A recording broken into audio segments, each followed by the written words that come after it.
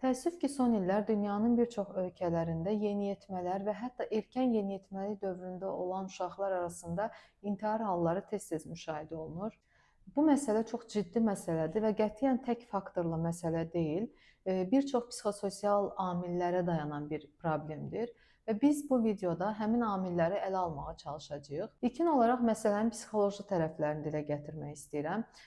Bilirik ki, yeniyetmələrdə emosional tənzimləmə çox aşağı olur. Yəni onlar nəzarəti itirə bilirlər bəzən öz ruh hallarına və bu da onlarda beyindəki prefrontal korteksin tam inkişaf etməməsindən qaynaqlanır. Hansı ki, həmin müddətdə impulslara nəzarət edə bilməmə, risk dəyərləndirilməsinin zəif olması halları özünü göstərir və nəticə etibarilə bir anda impulsiv qərar verə bilirlər. Və daha sonra yeniyetmə həyatının son dönəmlərində travmatik hadisələr yaşaya bilər və bu hadisələr qarşılığında özünü yalnız hiss etməsi, bunu həll edə biləcəyi, bunu birlikdə aşa biləcəyi insanın olmaması, özünü yalnız hiss etməsi də təəssüf ki, intihara gətirib çıxardan hallardandır. Məsələnin sosial tərəfləri də çox ciddidir. Yəni biz bilirik ki, yeniyetmələrin əksəriyyəti hal-hazırda sosial mediadan aktiv istifadə edir və bu kiber təhlükə onların sosial mediadan onlayn bullyingə məruz qalması və yaxud da ki, hər hansısa bir oyunlara qoşulması, o oyunların təsirindən təlqinə düşməsi və o təlqin nəticəsində də intihar hallarının baş verməsində özünü göstərə bilir. Və məsələnin ən əsas tərəfi ailə daxili münasibətlərdir.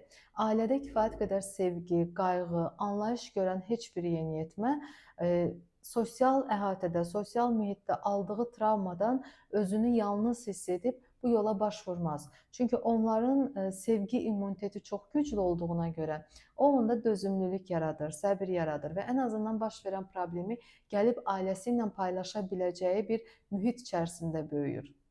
Bəli, sosial media çox təhlükəlidir yeniyetmələrin həyatında. Çünki biz bilirik ki, 14 yaşına qədər uşağın beyni sosial medianı düzgün tənzimləməkdə və düzgün idarə etməkdə çox acizdir.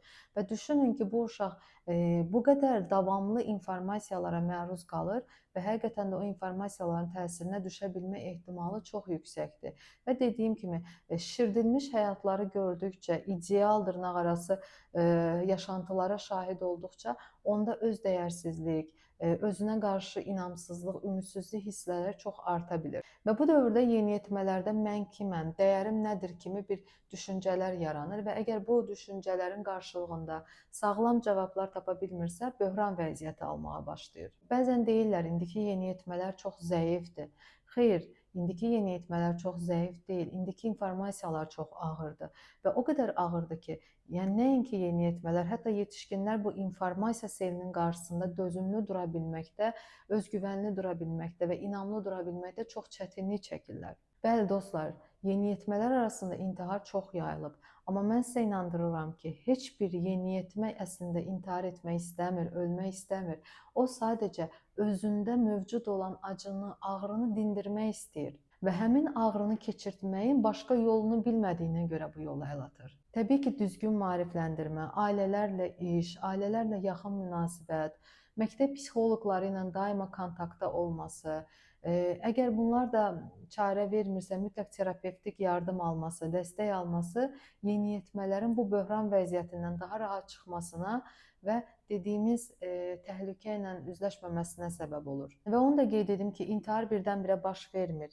Nə olur? Əvvəlcə yeniyetmədə hansısa duyğu, emosional yüklənmə yaradır və bu yüklənmə onda o qədər davamlı forma alır ki, artıq sanki öz dəyərsizliyinə çevrilir və öz dəyərsizliyi baş verdikcə də təcrid olunmağa meyl edir. Özünü təcrid edərək sanki həmin bu yüklənmənin qarşısını almağa çalışır və təcrid olduqca da onda artıq intihar düşüncələri yarana bilir.